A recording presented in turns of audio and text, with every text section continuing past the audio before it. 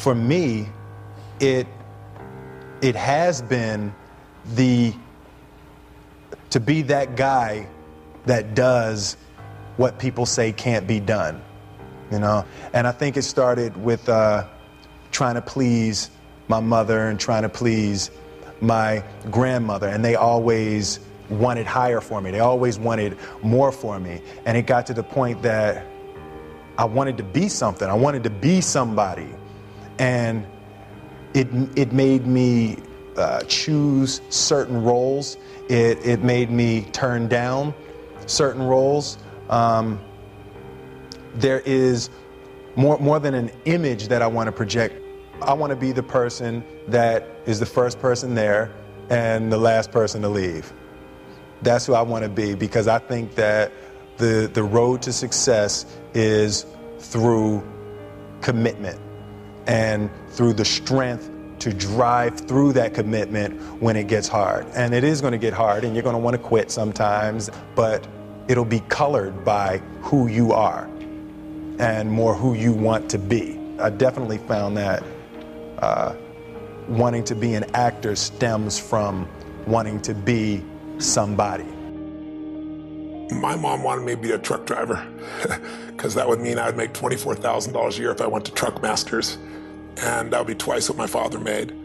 And she thought that would happen, but something inside of me said, I don't want to drive a truck. There's something else that matters more to me, and I decided I was not gonna go for money instead of passion. And the rewards have been pretty amazingly better than being a truck driver. It's not bad being a truck driver, it's just not what I was after. And I look back, and one of the things that helped me was my original teacher, Jim Rohn, who was a personal development speaker I went to hear when I was 17. He said something the first time I heard him, and he said, you know, it's really simple. If you want life to change, you got to change. If you want life to be better, you've got to get better. It's the only way it happens.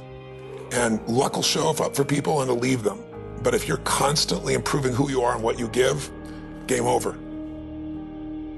See if you can find some ways to multiply your value to the marketplace. And he said your income will immediately start to change. See, if you go through life holding back, and most of us do, most of us, if we ask ourselves, have we done all we can do? Most of us will have to answer, no, we haven't. We've been holding back. We have ideas that we don't act on, things we want to do. We're afraid to take chances.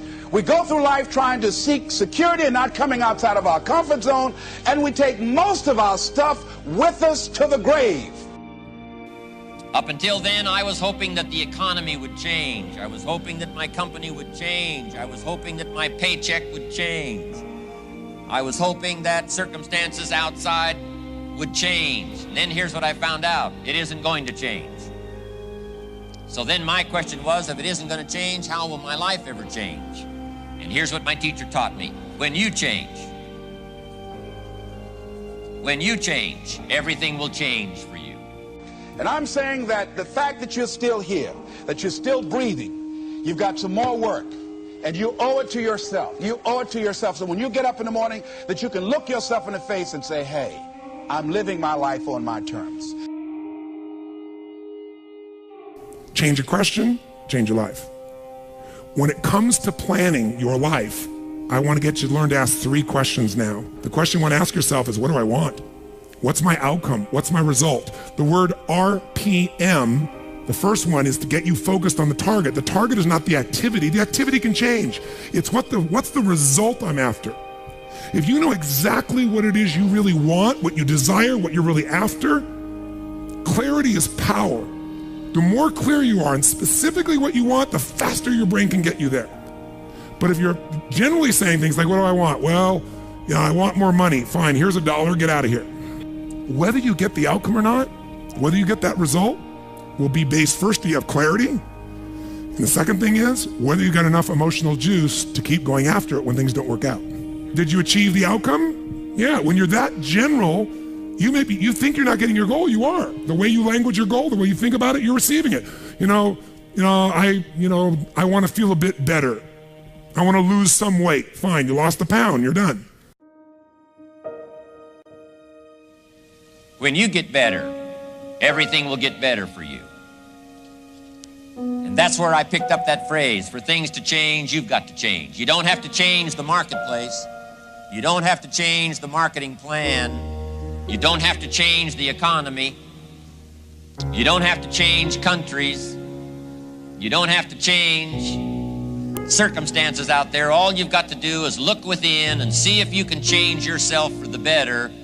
And as you change, things will start to change for you. What's the result I'm after? What's the ultimate result? What do I want out of this week, out of this thing, out of my business, out of my life, for my body? Don't concern yourself too much with how you're going to achieve your goal. Leave that completely to a power greater than yourself. All you have to do is know where you're going. The answers will come to you of their own accord. Here's my best advice. Welcome all experiences. You never know which one is going to turn everything on. Are there going to be some moments when you want to give up? Yes. Will there be some moments when it's going to seem like it's impossible? The pain that you're experiencing, the disappointment that you're experiencing, that you're going to say it's not worth it? Yes, that's going to be right there for you. It's going to be in your face, telling you to go back. When we think about changing our lives, usually that means changing your behaviors, retraining yourself, getting new habits, going out and trying them out and changing your life.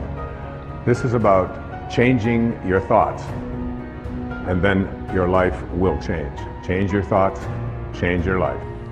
Benjamin Disraeli said, nothing can resist a human will that will stake its existence on its purpose. Shortly put, I'll do it or die. Know that all you have to do is hold your goal before you.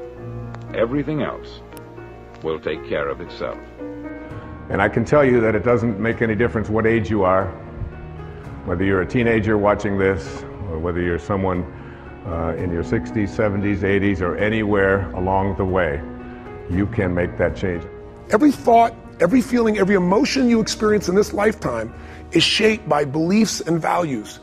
All of your life is controlled by decisions you make. Decisions about what to believe, decisions about what to feel, decisions about what to do. And most of us are on automatic pilot, letting the world trigger us instead of taking back control of our life. And when you do that, just think of it this way. Anything you want to change. You want to change your body. You want to change your career, your business, your relationship. What to do requires the right strategy. If you want to lose weight and keep it off, you can't obviously just throw your pendulum and go on some silly diet. You got to know the things that are going to give you lasting results. So we teach those strategies. But some people even know what to do, but they don't do it.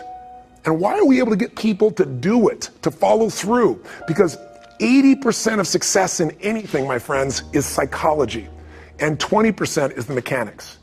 What that means is there's how to do stuff and there's why to do stuff. How to do it is not that complex.